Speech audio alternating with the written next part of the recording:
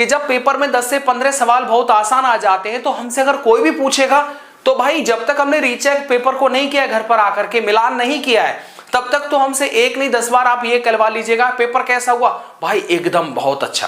कितने क्वेश्चन कर लिए? 135, 130 या 140, बोलो यही था। और आपने भी बहुत विद्यार्थियों से ऐसी ही बातें सुनी होंगी अपने यार दोस्तों से। जब मिलाया तो उसके बाद में पता चला कि एकदम भाई रायता फैल गया, जहां 130 थे वो घट करके 118 और 120 पे आ गया। अब टेंशन में आ गया, सिर पकड़ लिया। तो ऐसे में उस टाइम की बातों को आप ज्यादा ध्यान मत दीजिएगा। पेपर अगर कोई ये कहे कि सिर्फ 10-15 क्वेश्चन देखने से कोई ये कहे कि पेपर बहुत हलवा था, तो ऐसी बात नहीं है। जैसे एग्जाम देकर के बाहर निकले तुरंत उनका स्कोर 150 और 145 से कम नहीं आंका जा रहा था, लेकिन जब वो घर पर आए और उन्होंने जो है वो यूट्यूब चैनल के द्वारा, अभी आंसर की नहीं आई है, अभी आंसर की नहीं आई इसलिए उन्होंने अलग अलग प्लेटफॉर्म से अपने अपने जब मार्क्स काउंट करना स्टार्ट किए, तो जहां इनका नंबर 150 क्वेश्चन पर जा रहा था वहां पर घट करके 135 और 140 के बीच में आ गया। ऐसा आप सभी के बहुत विद्यार्थियों के साथ में ऐसा हुआ होगा। यूपीएसआई कट ऑफ 2026 की आप देखिए category wise, general, EWS, OBC. अब आप देखिएगा इस पूरे यूपीएसआई के एग्जाम में जो टोटल कैंडिडेट्स बैठे थे वो कितने बैठे थे? 10,77,403 विद्यार्थी जो थे वो इस एग्जाम में अपीयर हुए थे। यस ना, बोलो यस। ओके, अब इसके बाद में शिफ्ट फर्स्ट और जो सेकंड 14 मार्च की थी, और इसके बाद में आज हम डिस्कस कर रहे हैं दोनों ही दिन की जो शिफ्ट है, टोटल 4 शिफ्ट है, 14 और 15 मार्च का। यहां पर आप देखिए ओवरऑल जो इसमें निष्कर्ष निकलेगा कि कट ऑफ कम क्यों जाएगी उस पर हम बात करेंगे। चलिए आगे बढ़ जाइएगा और जो जरूरी चीज है उस पर आप देखिएगा। यहां पर आप देखिएगा जब आप एग्जाम दे रहे थे 14 तारीख का, उसमें यार आपने एक चीज को देखा होगा, बड़े ध्यान से उस चीज को देखा होगा, और वो क्या देखा होगा कि हिंदी, जीके, जीएस, मूल विधि, मैथ्स और रीजनिंग। यहां पर देखिए एक चीज, जब भी आप 14 का उठा के देख लीजिएगा या 15 का उठा के देख लीजिएगा, इन दोनों दिन के अंदर जो एग्जाम हुआ है उस एग्जाम के अंदर एक चीज तो आपने फील की होगी कि मैथ और रीजनिंग को बिल्कुल जो है ज्यादा हार्ड नहीं थी। किसी भी शिफ्ट का पेपर देख लीजिएगा।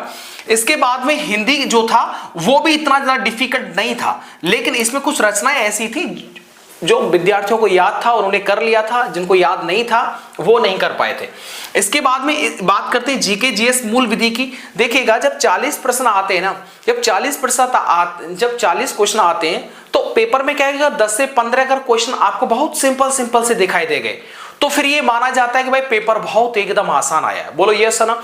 ऐसा ही इस पेपर के अंदर हुआ। मैं मानता हूं कि 2021 में हुआ जो यूपीएसआई का पेपर था, पहले 2017 का पेपर हुआ उसका लेवल बड़ा उच्च लेवल था, 2021 में हुआ लेवल डाउन हुआ, 2021 से अब 2026 में हुआ और लेवल डाउन हो गया। तो आप सोचिएगा लेवल बार बार डाउन होना, और इसीलिए मैं आपसे बोल रहा हूं जीके, जीएस, मूल विधि। देखो मूल विधि तो खैर ज्यादा प्रश्न नहीं आए थे, जीके, जीएस में आपने देखा हुआ एकदम फैक्चुअल सवाल आए थे, एकदम फैक्ट पर आधारित सवाल थे, यानी इसका क्या हुआ, इसका क्या हुआ, सीधे सीधे उसने सवाल पूछा था।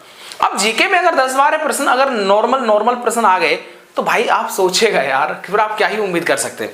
फिर आप ये चर्चा करने लग जाएंगे कि पेपर बहुत आसान था, ऐसा चर्चा करेंगे क्या?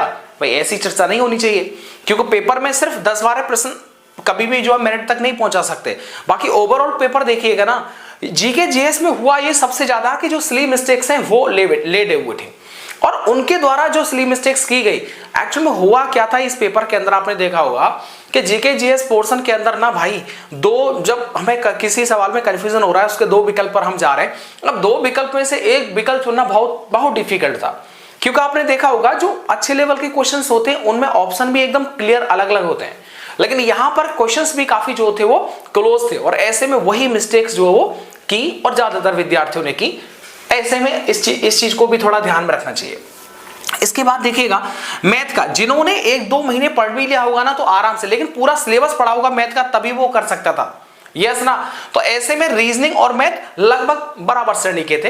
रीजनिंग थोड़ा सा ज्यादा थे, इजी थी, और मैथ्स में कुछ सवाल थे जो हल्के हल्के मॉडरेट थे, बाकी मैथ में भी बहुत कुछ ज्यादा नहीं, सीधे सीधे परसेंट, सीधे सीधे इसकी ब्याज क्या होगी, तो ऐसे ऐसे सवाल थे जो कि इससे पहले कभी भी पूछे नहीं गए।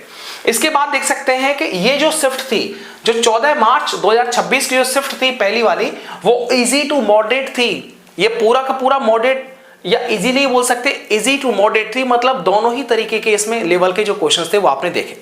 इसके बाद में सिर्फ सेकंड में मॉडरेट टू टफ था, इसे इजी नहीं बोल सकते भाई, शिफ्ट सेकंड में जो प्रश्नों का जो लेवल था वो अच्छा खासा लेवल था, और इसीलिए आप जान सकते हैं कि नॉर्मलाइजेशन के अंदर आपने देखा होगा जिस शिफ्ट में बहुत ज्यादा नंबर नहीं प्राप्त कर पाती है ओवरऑल शिफ्ट, तो उसमें नॉर्मलाइजेशन कम से कम 2 से 3 प्रश्नों का नॉर्मलाइजेशन उसको मिलता है।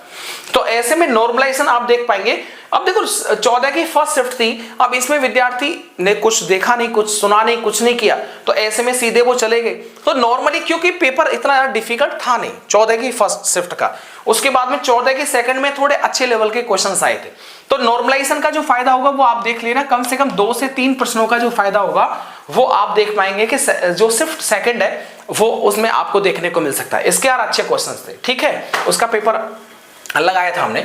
अब देखो 15 मार्च 2026 में फर्स्ट सेकंड शिफ्ट में क्या हुआ, 15 मार्च की पहली शिफ्ट जो थी वो मॉडरेट थी, 15 मार्च की सेकंड शिफ्ट थी वो मॉडरेट टू टफ थी। यानी कि आप देख रहे हैं 14 का सेकंड शिफ्ट था मॉडरेट टू टफ था, 15 का second shift moderate to tough था, मतलब जो दूसरा शिफ्ट है दोनों ही दिन का वो अच्छा था।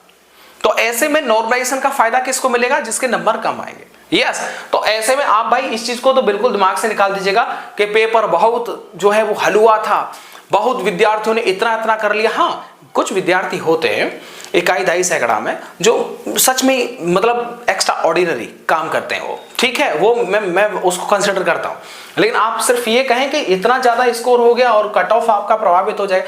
चलिए अब हम बात करते हैं मेल कैंडिडेट से कट ऑफ की। यहां पर आप देखिएगा सीधे मैंने लिखा हुआ है कि अनरिजर्व यानी जो जनरल कैटेगरी है उसका आप देख रहे हैं। तो देखो जनरल कैटेगरी में अगर आपका रनिंग के लिए भाई 125 ± 5, ये आपको 125 में 5 जोड़ के 130 देख लीजिए या 5 घटा के 120 देख लीजिएगा, रहेगी इस रेंज में 120 to 130। यस, तो अब आप एक चीज समझिएगा, तो लगभग आप यहां पर देखेंगे कि जनरल कैटेगरी के 125 अगर इतना है तो आप जो बिल्कुल रनिंग की तैयारी कर लीजिएगा, ठीक है, बिल्कुल आप रनिंग की तैयारी कर लीजिएगा, इसमें कोई भी दुविधा आपको नहीं होनी चाहिए।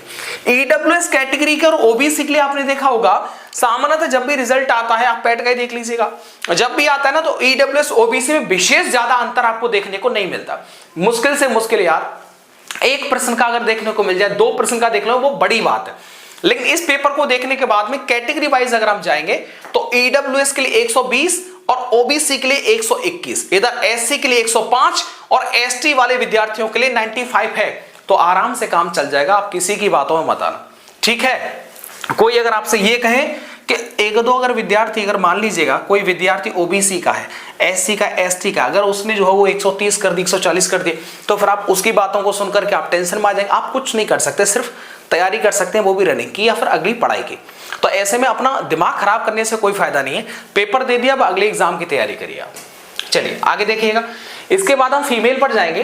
तो फीमेल कैंडिडेट्स का आप देख लीजिएगा, जनरल कैटेगरी का मेरे हिसाब से 115, इधर ईडब्ल्यूएस का 110 जाएगा, ओबीसी 110, एससी 102, एसटी 95। ये फीमेल मतलब बहनों के जो नंबर अगर इतने हैं तो जरूर आप रनिंग को जो है प्राथमिकता दे सकती है। अब मान लीजिए अगर आपका इतना रेंज में नंबर है, और ये नंबर कम नहीं है भाई, ये कम नहीं है, ठीक है, ये कम नहीं है, क्योंकि स्ली मिस्टेक्स इतनी हुई है ना कि सब लोग हमारे जानकारों की भी जो गलतियां हुई हैं, हमसे भी गलतियां हुई हैं, वो आराम से 8-8, 10-10, 12-12 गलतियां हो चुकी हैं। तो एक समझ रहे हो ना आप, तो पेपर लगा था बहुत नॉर्मल और जल्दी भी जो गड़बड़ा गए मामला। अब गलत हो गया तो हो गया, उसमें रोना थोड़ी है। तो इसलिए इतना अगर आपका बन रहा है तो आप रनिंग के लिए तैयारी कर सकते हैं, ऐसा मेरा मानना है। आप भी जो है लगातार जो है वो तैयारी करते रहें, अगले एग्जाम्स की भी, अगले अलग अलग डिपार्टमेंट्स की भी आप तैयारी कर सकते हैं। इधर हम बात करते हैं आपके इसके फिजिकल के लिए, अगर इतना आपका नंबर है तो जरूर आप रनिंग को जो है वो देख सकते हैं, ठीक है। चलिएगा, मिलते हैं आपको नेक्स्ट वीडियो के साथ। इतना मेरा मानना था, क्योंकि आपके कमेंट आ रहे थे और लगातार आपको पता है कि मैं पब्लिक रिएक्शन राम चौधरी पर यूपी होमगार्ड, यूपी पुलिस की भी तैयारी करवा रहा हूं, तो वहां पर जीके जीएस का पूरा डोज चल रहा है, तो वो आप जरूर ज्वाइन करिएगा। Thank you.